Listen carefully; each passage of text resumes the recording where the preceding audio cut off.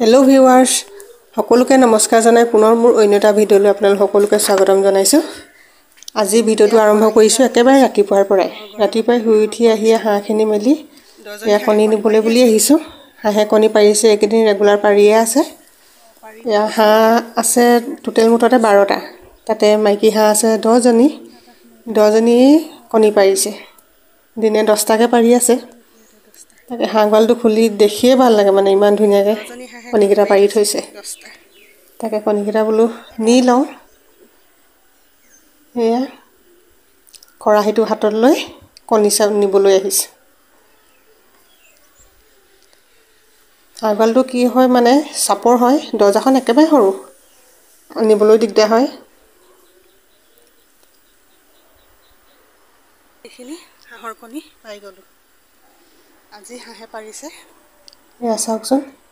আগতেও পাৰি থৈ দিয়া ভালেমানবোৰ কণী গোটাই ৰাখিছোঁ, হাঁহে উমনি ল'ব বুলি। এতিয়া কেতিয়া হাঁহে উমনি লয় ইমান নাজানো বিশেষ। আগতেও বহুতবোৰ খোৱা হ'ল, কেইটামান বিক্ৰী কৰিলোঁ। সেয়াই আৰু মানে প্ৰত্যেক দিনাই পাৰিছে যে সেইকাৰণে ভাগ ভাগকৈ ৰাখিছোঁ, মই মিহলাই দিয়া নাই। এতিয়া আকৌ গা চা ধুই মেলি আজৰি হৈ আহি এয়া দুপৰীয়া সাজ ভাত বনাবৰ কাৰণে যোগাৰ কৰি লৈছোঁ। এয়া আনি থৈছিল ঢেকীয়া আৰু ডাল কচু আৰু সৰু বিলাহী। তাকে ডাল কচু, সৰু বিলাহী আৰু মচুৰ দাইল দি বনাম বুলি ভাবিছোঁ। আৰু লগতে ঢেকীয়া, আলু আৰু বুট এনেকৈ বনাম দুপৰীয়া সাজটো। আপোনালোকে মোৰ ভিডিঅ'টো শেষলৈকে চাই যাব।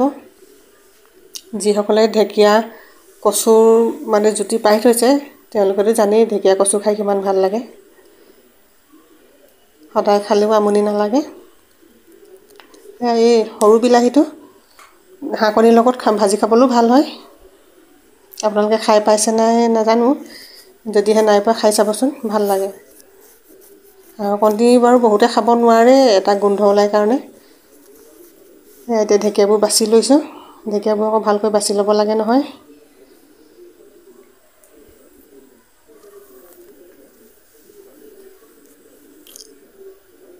এই সৰু বিলাহীখিনি আমাৰ ঘৰৰ বাৰীৰে হয়।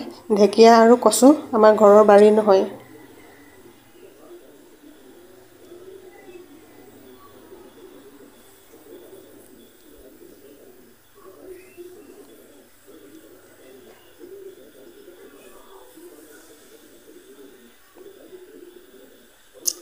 এয়া সকলোবোৰ যোগাৰ কৰিলোঁ। আনফালে পানীত ভালকৈ ধুই লৈছোঁ। অলপ সময় তিয়াই ৰাখিছিলোঁ, পাতৰ ভিতৰত যদি কিবা থাকে পৰুৱা ওলাই যাব। মচুৰ দাইল দি বনাম। কেৰাহীত তেল গৰম হ'ল, এতিয়া পিঁয়াজ দিয়ে দিছোঁ, লগতে পাঁচফোৰণ অকণমান দিছোঁ। এই কচুৰ দাইলত মানে ডাল কচুৰ পাঁচফোৰণ দি খাবচোন, খুব সোৱাদ হয় খাবলৈ। বিলাহী দিয়ে দিছোঁ লগতে। বিলাহী কিন্তু মই গুটিটো মানে আঁতৰাই লৈছিলোঁ দেই, বিলাহীকেইটা চেপি লৈছিলোঁ, তাৰ ভিতৰ গুটিকেইটা আঁতৰাই দিছোঁ। বিলাহী হৈ সৰু বিলাহী মানে গুটিবোৰে পেটত অপকাৰ কৰে। এতিয়া নিমখ হালধি দি এনেকৈ অলপ সময় লৰাই থাকিম।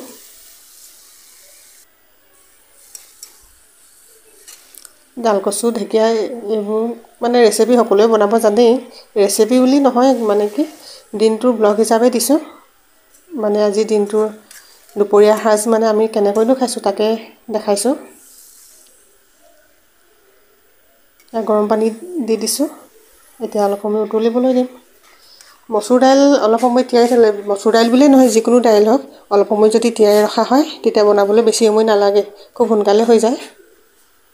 আনফালে আকৌ ঢেকীয়াবোৰ তিয়াই ৰাখিছিলোঁ। ঢেকীয়াবোৰ কাটি মেলি ইয়াত ঢেকীয়াৰ লগত কি দিছোঁ, আলু আৰু বুট। আলু আৰু বুট দি মই ঢেকীয়া ভাজিম। আলু আৰু বুট দি ভাজি খাবচোন, খুব ভাল লাগে খাবলৈ। লগতে এইফালে বৰিয়লা মাছ কেইজনীমান ভাজিছোঁ। কচুৰ দাইল হৈয়ে গৈছে। ডাল কচুৰ লগত ঔটেঙা হ'লে বেছি সোৱাদ হয়। ঔটেঙাটো পাবলৈ নাই,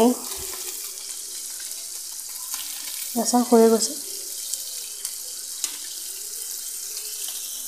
ডাল কচু জালুক দিও খাই ভাল লাগে।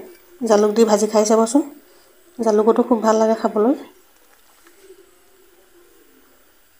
এয়া হৈছে আৰু।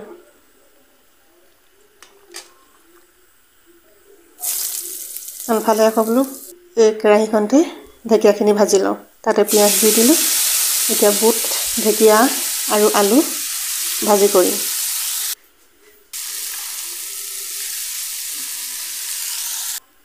আপোনালোকে মোৰ ভিডিঅ'বোৰ চাই কেনে পায় জনাব। এয়া সম্পূৰ্ণ হৈ গ'ল আজি আমাৰ দুপৰীয়াৰ থালিখন। এতিয়া খাই বৈ আজৰি হৈ আকৌ নিজৰ কামত লাগিব। মানে যিহেতু মোৰ এখন টেইলাৰিং দোকান আছে, টেইলাৰিংখনলৈও যাব লাগে, তাতো অলপ সময় দিব লাগে। সেয়া আৰু খাই বৈ আজৰি হৈ এতিয়া তাত বহোগৈ। আজিলৈ আহিছোঁ, বাই বাই।